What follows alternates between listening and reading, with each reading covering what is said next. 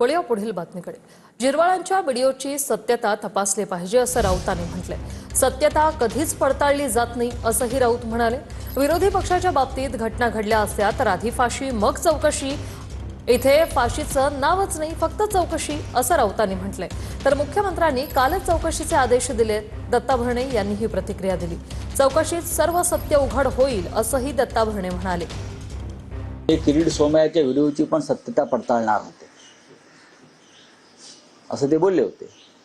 ती सत्यता पडताळायला पाहिजे।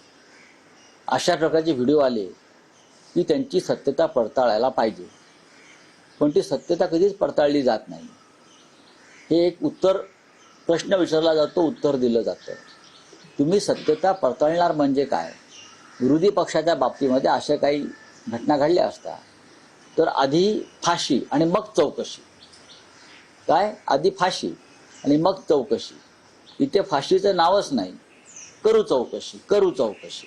आता कालच या बाबतीमध्ये मुख्यमंत्र्यांनी खुलासा केलेला आहे। तो व्हिडिओ खरा खोटा, आता मी त्या परत आणि काय तर म्हणाय परत तुम्ही परत माझी ब्रेकिंग न्यूज चालवचाल।